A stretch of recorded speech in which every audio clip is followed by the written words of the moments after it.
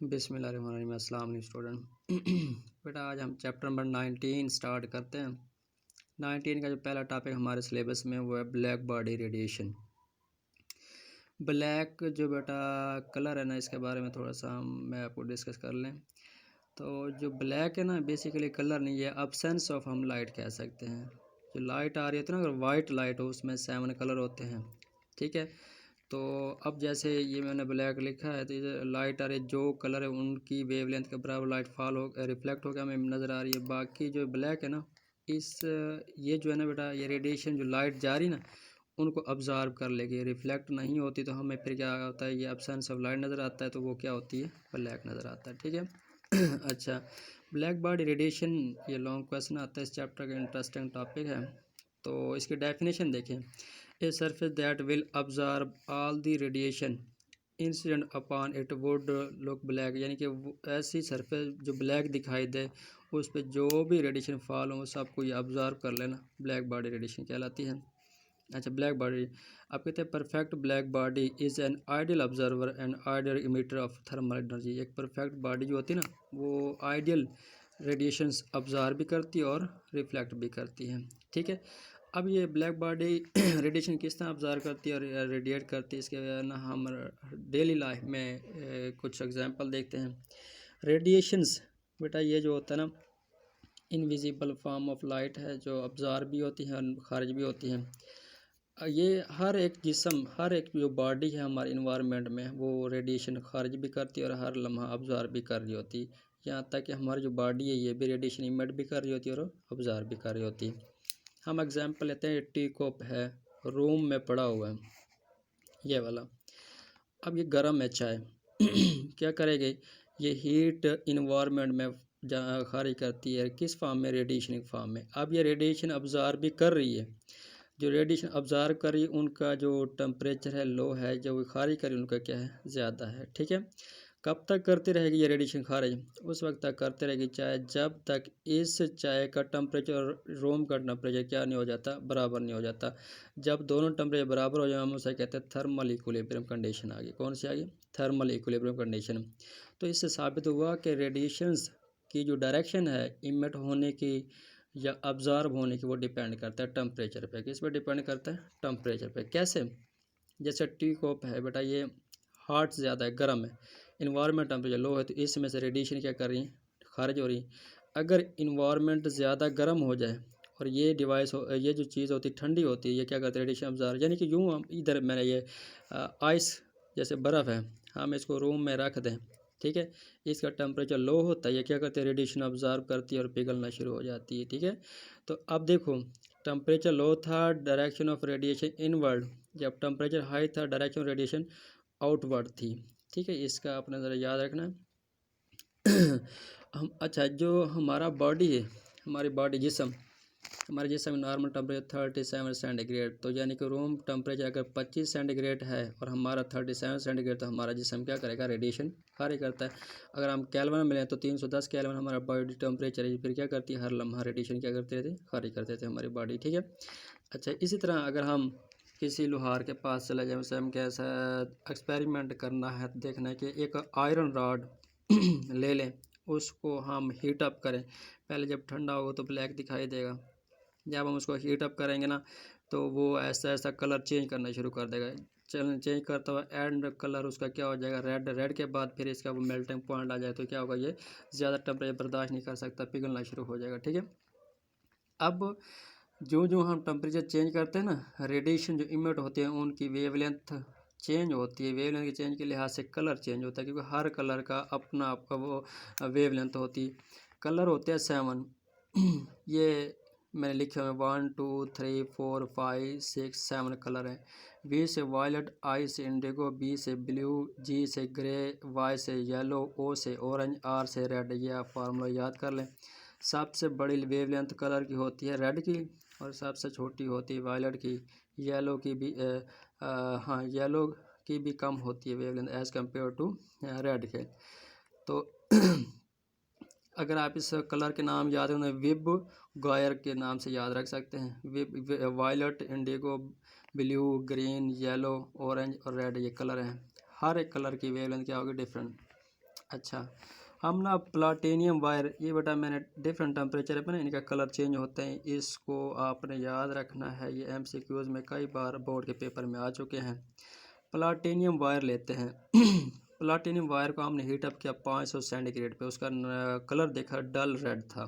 फिर टेम्परेचर 500 से पहुंच गया 900 सेंटीग्रेड पे, वो हो गई चेरी रेड। फिर 900 से 1100 सेंटीग्रेड तक टेम्परेचर, तो वो क्या हो गई ऑरेंज। फिर 1100 से 1300 सेंटीग्रेड पे उसका कलर हो गया येलो। फिर 1300 से जब 1600 सेंटीग्रेड पे पहुंचा तो वो वाइट हो गया। वाइट कलर में 7 कलर की रेडिएशन इमिट हो रही है। ठीक है, ये प्लाटिनियम वायर के डिफरेंट टेम्परेचर पर डिफरेंट कलर हैं, याद रखिएगा बेटा, एमसीक्यूज में आता है।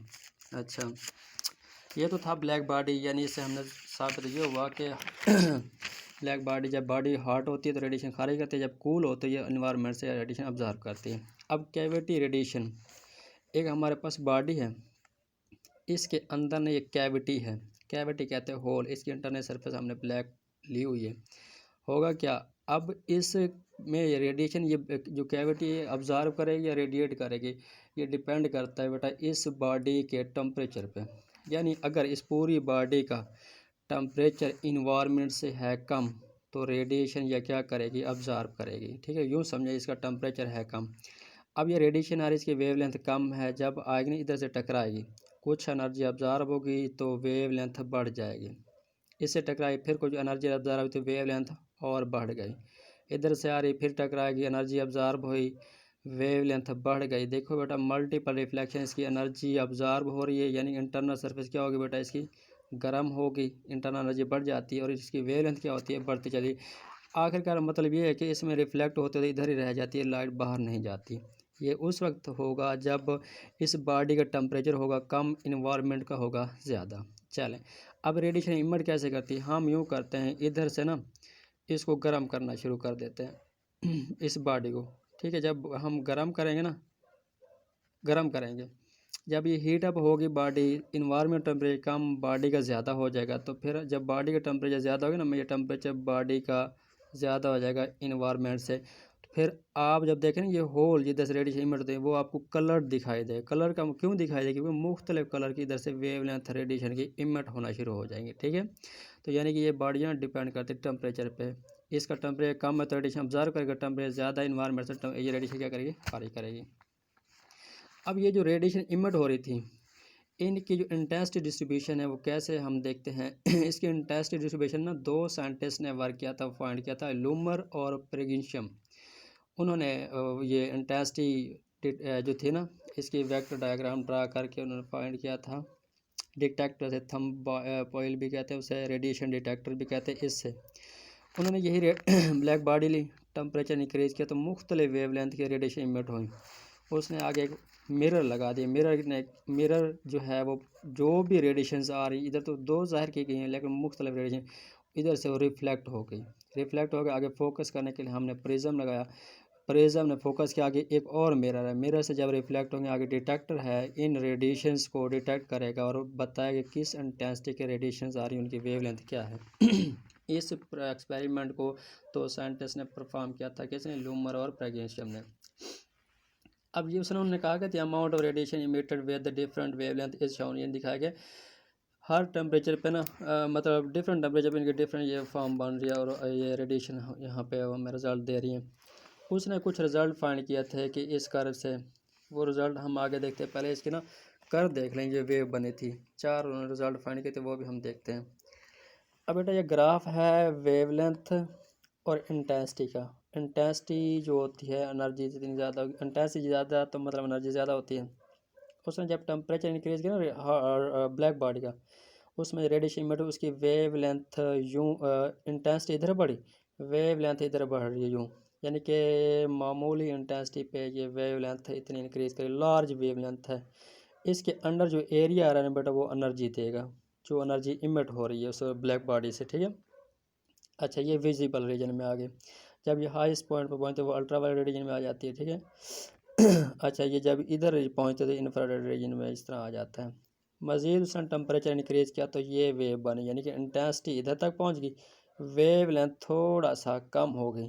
ठीक है ना, देखें वेव लेंथ इधर लार्ज है, ऐसा वेव लेंथ क्या जा रही है, कम जा रही है। ठीक है, तो मतलब उसमें टेम्परेचर इंक्रीज कर इंटेंसिटी बढ़ती गई, वेवलेंथ कम होती गई, इस पॉइंट तक पहुँचे, ये वेव की कर्व बन रही है। ठीक है, ये मॉडर्न फिजिक्स के लिहाज से। क्लासिकल फिजिक्स में भी इस पे बहुत काम किया गया, कई साल करते हैं, लेकिन फेल हो जाते थे। वो क्यों? क्योंकि वो ना इंटेंसिटी और वेवलेंथ में जो ग्राफ फाइंड करते वो इस तरह का फाइंड करते थे, वो इसको एक्सप्लेन नहीं कर सकते थे। ठीक है, अब देखें डिफरेंट टेम्परेचर पे इसकी इंटेंसिटी बढ़ती जा रही है, वेवलेंथ क्या हो रही है, आहिस्ता आहिस्ता कम हो रही है। ठीक है, या इसका अगर मैं आपको बुक पे दिखा देता, बुक इधर नहीं है। चलो देखिए बेटा, टेम्परेचर था जब 100 केल्विन, तो ये वाली वेवलेंथ जब 1260 केल्विन बढ़ा दिया तो बेटा देखो वेवलेंथ कम हो रही है, ये पीछे की तरफ वेवलेंथ पीछे जा रही है, इंटेंसिटी ऊपर की तरफ जा रही है। ठीक है, जो जो टेम्परेचर बढ़ता है इंटेंसिटी भी बढ़ती जा रही है। अब इस ग्राफ के अंडर जो एरिया आ रहा है ना हर कर्व का, ये बेटा उस कर्व का उस वेवलेंथ पे या उस इंटेंसिटी पे एनर्जी की हमें देगा। ठीक है, अच्छा अब इसके जो फैक्ट हैं वो, बल्कि पहले थोड़ा क्लासिकल देख लें। इंटेंसिटी जो थी ना डायरेक्टली क्लासिकली कहा गया था स्क्वायर ऑफ एम्पलीट्यूड के डायरेक्टली प्रूव है। स्क्वायर ऑफ एम्पलीट्यूड कैसे कि जब कोई एटम वाइब्रेट करता है ना, उसमें से एटम वाइब्रेशन से ना जो वेव या वो रेडिएशन इमिट होते हैं ना, वो वेव फॉर्म में होते हैं, यानी यूँ। ठीक है, अब अगर ये वही यानी यूँ समझे स्प्रिंग या ऑसिलेट करें, इसका इस पॉइंट तक ऑसिलेट करता है, ये एम्पलीट्यूड आ जाएगा। इसकी जो इंटेंसिटी होगी बेटा आई डायरेक्टली आएगा एम्पलीट्यूड का स्क्वायर के। ये क्लासिकल, जबकि जो मॉडर्न फिजिक्स में कहा गया, उन्होंने कहा था इंटेंसिटी डायरेक्टली होगी नंबर ऑफ फोटॉन के। ये उनका परफेक्ट वो था, मतलब दुरुस्त था। इंटेंसिटी क्या है? नंबर ऑफ फोटॉन के डायरेक्टली प्रोपोर्शनल है। ठीक है, अब सन जो है हमारा सूरज, उसका 600 सेंटीग्रेड या पता नहीं 600 केल्विन टेम्परेचर है, 6000 सॉरी। तो वो infrared radiation, visible ultra violet radiation वगैरह का खारिज कर रहा है। हमें विजिबल लाइट वो येलो कलर की दिखाई देती है, बाकी जो होता है बेटा ओजोन लेयर में वो ओजोन लेयर जो वो रोक लेती है। ठीक है, अच्छा अब इस जो कर्व बनी इसके कुछ फैक्ट हैं बेटा। पहला है non uniform distribution of energy. ठीक है, नॉन यूनिफॉर्म के बेटा the energy is not uniformly distributed in the radiation spectrum of the body at given temperature, यानी इस गिवन टेम्परेचर में उसकी डिस्ट्रीब्यूशन जो यूनिफॉर्म नहीं, यूनिफॉर्म होती हुई यानी कि यूं कर्व जाती या फिर यू कर्व जाती। ये वेवलेंथ है, ये इंटेंसिटी है। तो जब हमने कुछ टेम्परेचर बढ़ाया तो इसकी वेवलेंथ में ये चेंज आया। ठीक है, इस पे ये इंटेंसिटी, ये इसकी इंटेंसिटी है। ठीक है बेटा, तो ये देखिए इसकी जो डिस्ट्रीब्यूशन है वो यूनिफॉर्म नहीं है एनर्जी की। ठीक है, दूसरा फैक्ट था Wien displacement law. Wien displacement law ये था, ये रहा कि गिवन टेम्परेचर पे अगर emitted energy has maximum value for a certain wavelength lambda x and produce, जो वेवलेंथ इमिट हो रही ना और टेम्परेचर या प्रोडक्ट बेटा कांस्टेंट है। यानी कि यूँ जो वेवलेंथ हमने जो टेम्परेचर बढ़ाया था उस पे जो वेवलेंथ इमिट हो रही लाइट की, वो टेम्परेचर के डायरेक्टली होगी, उनके प्रोडक्ट वेवलेंथ का और टेम्परेचर प्रोडक्ट क्या आएगा कांस्टेंट। इसकी वजह ये बेटा, जो हम टेम्परेचर बढ़ाते हैं ना, ये बॉडी है, टेम्परेचर बढ़ाते जाएंगे रेडिएशन इमिट होगी, उसकी वेवलेंथ कम होना शुरू हो जाएगी। ठीक है, अगर टेम्परेचर बढ़ाएं वो इन्वर्सली आएगी वेवलेंथ के, तो अगर डायरेक्टली ख़त्म करें तो टेम्परेचर इज इक्वल आ जाएगा कांस्टेंट बटे में क्या आता है वेवलेंथ, वेवलेंथ इधर जाकर मल्टीपल टेम्परेचर और wavelength maximum is equal constant. इस कांस्टेंट की वैल्यू इधर देखो, wavelength maximum temperature constant, constant value 2.9 × 10⁻³ metre kelvin है। अगर मैं वेवलेंथ फाइंड करना जो टेम्परेचर इधर आके क्या हो जाएगा डिवाइड। अब इधर हम एग्जांपल देख लेते हैं हम अपनी बॉडी की। हमारा जिस्म जो है ना, उसमें से जो रेडिएशन इमिट होती है कितनी मीटर ये होती हैं बेटा, ये तो आ गया हमारे पास कांस्टेंट की वैल्यू। इधर साथ टी था, हमने डिवाइड कर टी टेम्परेचर, हमारी बॉडी टेम्परेचर केल्विन में 310 केल्विन, ये डिवाइड कर किया तो ये आंसर आता है 9.35 माइक्रोमीटर। यानी हमारी बॉडी से जो रेडिएशन इमिट होंगी ना 310 केल्विन पे, यानी कि 37 सेंटीग्रेड पे, वो 9.35 माइक्रोमीटर की होती है। ये इंफ्रारेड रीजन में आ जाती है, ये वो इनविजिबल हमें रेडिएशन दिखाई नहीं देते, यानी हमारी बॉडी भी रेडिएशन इमिट कर रही है। ठीक है, अच्छा आगे फैक्ट जो है ना तीसरा,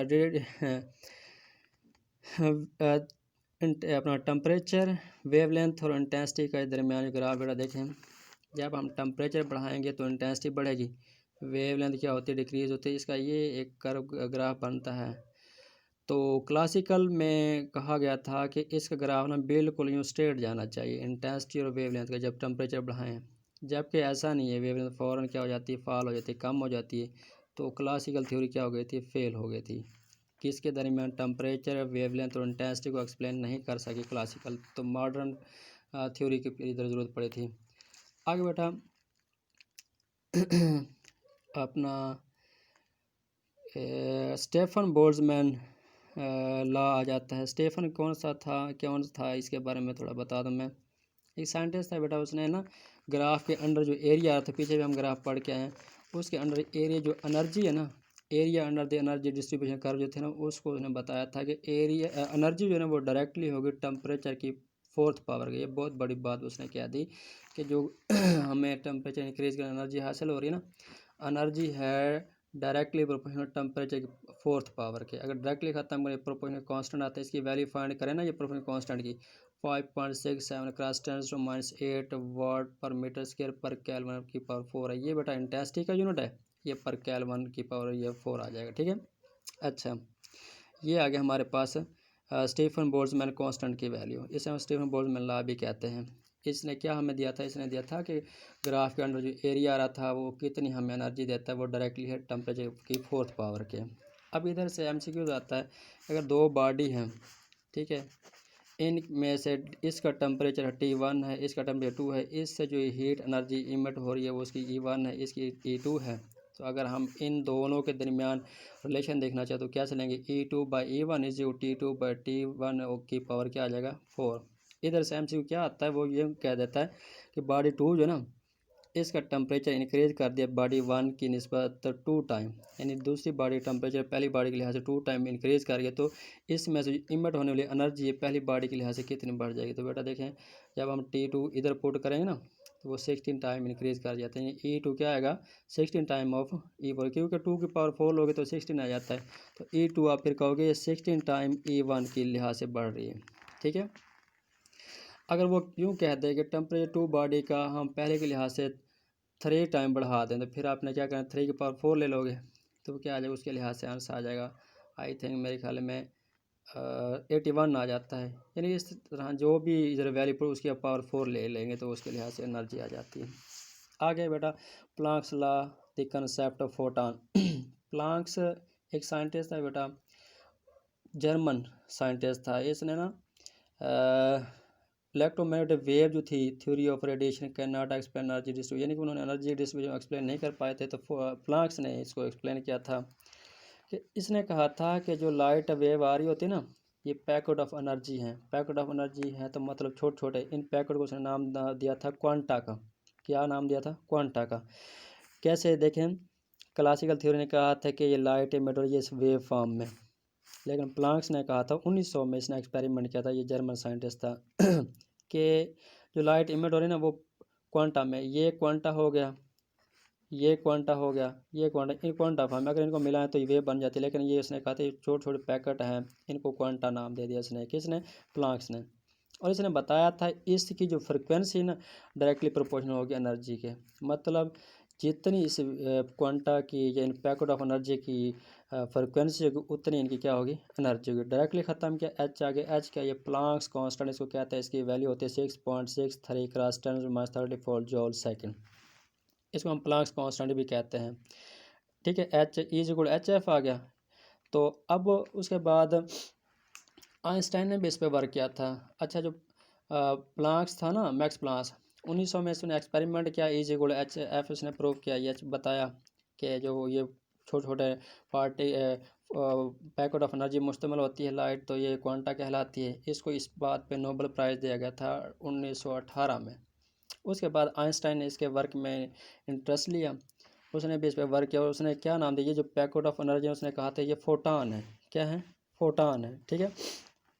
अब E=HF, ये मैंने फोटान लिखा, ठीक है। E=NHF, एन मतलब ये तो एक की होगी ना, जब ये काफ़ी मिल जाएंगे तो beam of number of photon के लिए NHF आ जाएगा, ठीक है।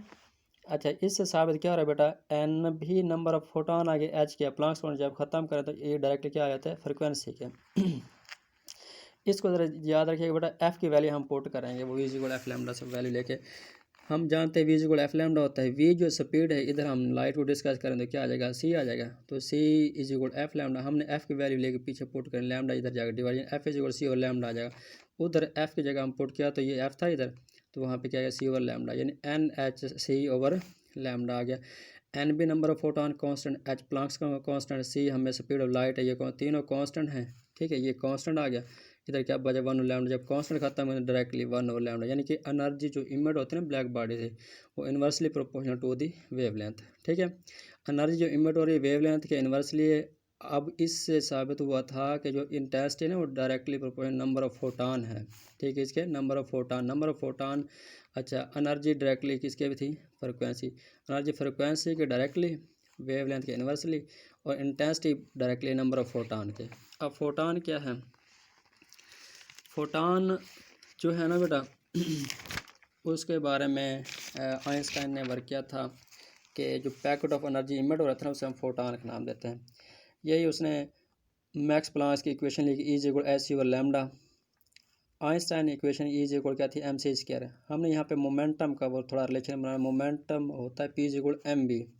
अगर इधर हम स्पीड लाइट ले रहे हैं तो वी की जगह क्या आ जाएगा, सी। तो इधर हमने यही एम सी बनाना, एम सी बनाने के लिए इस सी टू को हम सी डॉट सी लिख सकते हैं। इस एम सी की जगह क्या आ जाएगा, पी आ जाएगा, E is equal P C आ गया।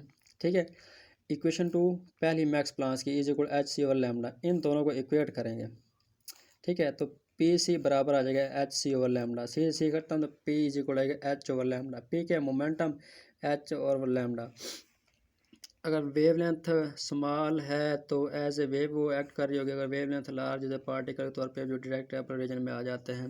ठीक है, अब फोटोन बेटा बहुत स्मॉल पैकेट ऑफ एनर्जी होते हैं। अगर ये फोटोन 10 की पावर माइनस 10, ये एक फोटोन की एनर्जी 10 की power minus 10 electron volt, photon इतना कम होता है।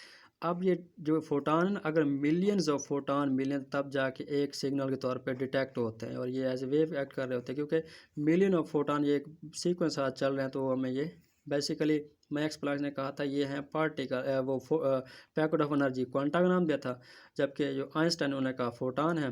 अब एक फोटान की एनर्जी कितनी, 10⁻⁻10 electron volt. Million of photon मिलने तो एक वेव फॉर्म बनेगी, वो सिग्नल के तौर पर डिटेक्ट हो सकते हैं। ठीक है, अब गैमा जो है इसकी एनर्जी ज़्यादा होती है, 1 मेगा इलेक्ट्रॉन वोल्ट होती है, ये एक सिग्नल के तौर पे क्या हो जाती है, डिटेक्ट हो सकती है। ये था फोटान जो इसने दिया था मैक्स प्लैंक ने, और सॉरी आइंस्टाइन ने।